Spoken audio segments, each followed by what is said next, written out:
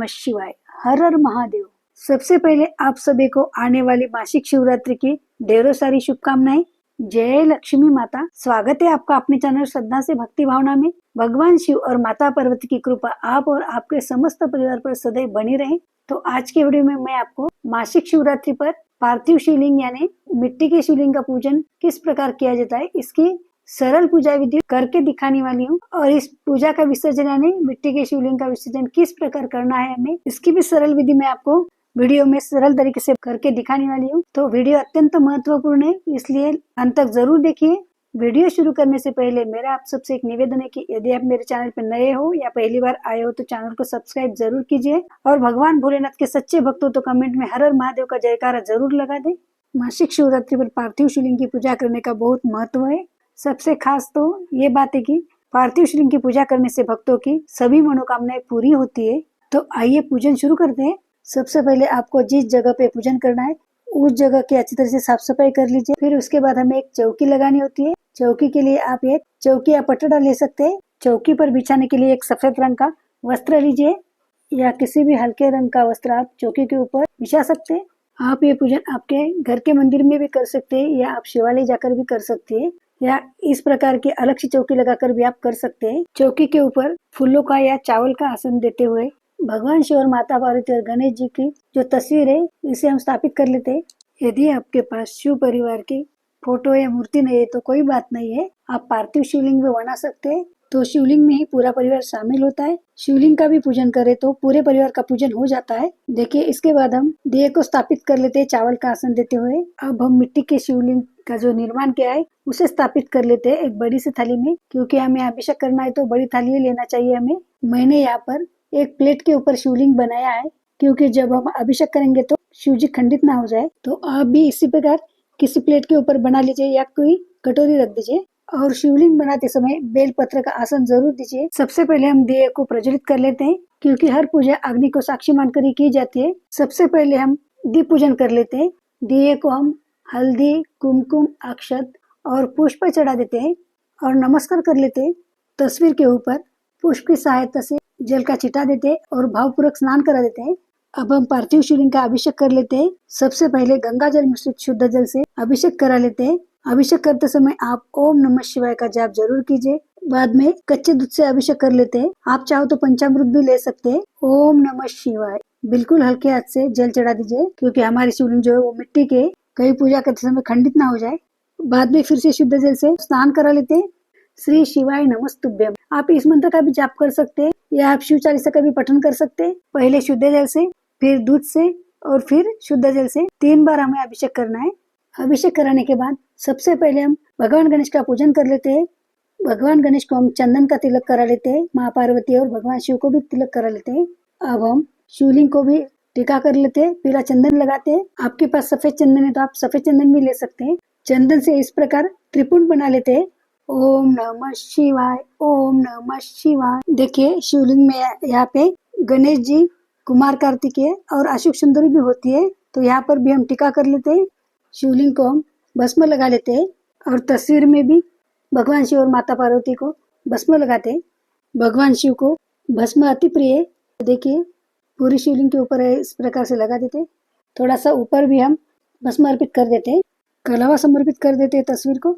देखिए, तस्वीर में भगवान गणेश और माता पार्वती और शिव जी भी है, तो मैंने गणेश जी का पूजन यहीं पर कर लिया है। आप चाहो तो अलग से सुपारी स्वरूप गणेश या मूर्ति की भी पूजा कर सकते हैं। भगवान शिव को जनेऊ अर्पित कर देते हैं। कलावा स्वरूप वस्त्र समर्पित कर देते हैं। भगवान शिव को इत्र लगा देते हैं। सभी को इत्र समर्पित कर देते हैं। इत्र से पूरा जो पूजा का माहौल सुगंधमय हो जाता है और पूजा करते समय मन भी प्रसन्न हो जाता है। भगवान गणेश और माता पार्वती को रोली से टीका कर लेते हैं। देखिए, भगवान शिव को रोली या कुमकुम नहीं लगाते हैं। यहाँ पर अशोक सुंदरी होती है तो उसे भी रोली से टीका कर लेते हैं। गणेश भगवान को दुर्वाघास अर्पित कर देते हैं। भगवान गणेश को लाल यानी गुड़हल का फूल समर्पित कर देते हैं। माता पार्वती को भी लाल फूल अर्पित कर देते हैं। देखिए, यहाँ पे मैंने तस्वीर के लिए माला ली थी तो माला भी पहना देते हैं।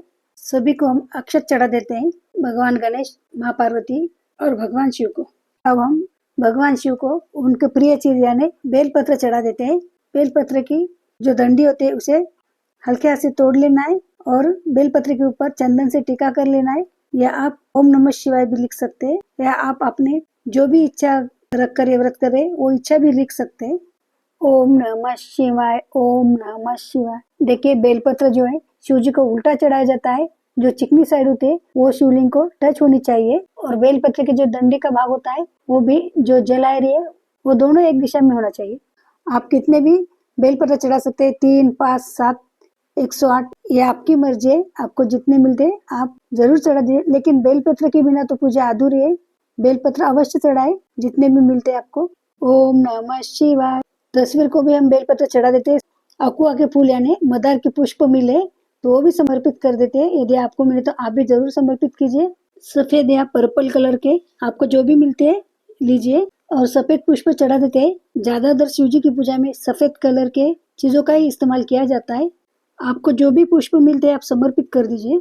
देखिए भगवान शिव को धतूरे का फूल अर्पित कर देते, धतूरे का फल अर्पित कर देते, उसके पत्ते या बेल का फल, आपको जो भी चीजें मिलते हैं इस दिन आप जरूर चढ़ा दीजिए। हम जितने विधि विधान से शिव जी का पूजन करते हैं उतना ही हमें शीघ्र फल प्राप्त होता है। और यहाँ पर तो हम मिट्टी के शिवलिंग का पूजन कर रहे हैं। यदि मिट्टी के शिवलिंग का पूजन आप कोई मनोकामना मन में रख कर रहे हैं तो आपकी इच्छा जरूर शीघ्र पूरी करते हैं भगवान शिव। देखिए मुझे यहाँ पर बेल का फल भी मिला है तो शिव जी को अर्पित कर देते हैं। आपको जो भी भगवान शिव की प्रिय चीजें मिले आप वो जरूर समर्पित कीजिए। यदि आसानी से नहीं मिल पाते कोई बात नहीं, आप बेलपत्र भी चढ़ा सकते हैं। भगवान शिव को हम फलों का भोग लगा लेते हैं। आपको जो भी ऋतु फल मिले आप ले सकते हैं। देखिए शिवरात्रि के व्रत में अन्न नहीं खाया जाता है। माता पार्वती को सुहाग का सामान जरूर चढ़ाए, ज्यादा नहीं चढ़ा सके तो कम से कम 2 चीजें तो भी चढ़ा दीजिए। देखिए यहाँ पर मैंने चूड़ी और हल्दी और रोली समर्पित कर दिए। अब हम पंचमेवा का भोग लगा देते हैं। इस प्रकार पानी फेर लीजिए, यथाशक्ति दक्षिणा रख देते हैं, क्योंकि दक्षिणा जो है हमारी पूजा में जो भी कमियां रह गई है वो पूरी करती है। 1 लोटा जल रख देते हैं और हाथ में पुष्प और अक्षत लेकर जो शिवरात्रि की कथा होती है उसे पढ़ लेना है, सुन लेना है। कथा सुनने के बाद अक्षत और पुष्प छोड़ दीजिए और नमस्कार कर लीजिए। अंत में आरती करनी होती है। सबसे पहले भगवान गणेश की आरती कर लेते हैं, माँ पार्वती की और भगवान शिव की आरती कर लेते हैं। साथ ही में कर्पूर आरती भी कर लेते हैं। आपको जो भी आरती आती है आप कर सकते हैं। धूप दीप आरती समर्पित कर देते हैं। आरती करने के बाद हाथ जोड़कर भगवान शिव को अपनी मनोकामना पूरी करने के लिए प्रार्थना करेंगे। पूजा में रही कमियों के लिए क्षमा याचना करेंगे। इस प्रकार से हम मासिक शिवरात्रि की पूजा करते हैं। पूजा करने के बाद देखिए जो हमने मिट्टी के शिवलिंग बनाए हैं इन्हें तुरंत हमें विसर्जित नहीं करना होता है। 4 से 5 घंटे के लिए आप इन्हें यहीं पर रहने दीजिए और जब दिया शांत हो जाए तो उसके कुछ समय बाद आप इन्हें विसर्जित कर दीजिए। देखिए यहाँ पर मैंने अलग से पात्र में पानी लिया है और इस पानी में हम जो मिट्टी के शिवलिंग बनाए उन्हें विसर्जित कर देते हैं। आप थाली में भी विसर्जित कर सकते हैं, क्योंकि ये तो गमले की मिट्टी होती है तो ये आसानी से घुल मिल जाती है। और विसर्जन करते समय जो शिवलिंग की जलहारी होती है वो अपनी तरफ कर लीजिए और जल में छोड़ते समय आपकी जो मनोकामना से ये व्रत किया है उसे बोल दीजिए और बाद में पानी में छोड़ दें। जब ये पूरी तरह से पानी में घुल मिल जाए तो आप इस पानी को किसी भी गमले में डाल सकते हैं। इस बात का ध्यान रखना है कि तुलसा जी के गमले में बिल्कुल भी नहीं डालना है। देखिए जो भोग प्रसाद है आप सभी में इसे बांट सकते हैं। दक्षिणा आप दान कर दीजिए किसी गरीब को या किसी मंदिर में भी आप दान कर सकते हैं। भगवान शिव शंकर का सरल विधि से पूजन करके भी आप भगवान शिव शंकर को प्रसन्न कर सकते हैं। यदि आपको ये मासिक शिवरात्रि की सरल पूजन विधि पसंद आई हो तो वीडियो को लाइक कीजिए, चैनल को सब्सक्राइब कीजिए। फिर मिलते और एक नए वीडियो के साथ। धन्यवाद। ओम नमः शिवाय।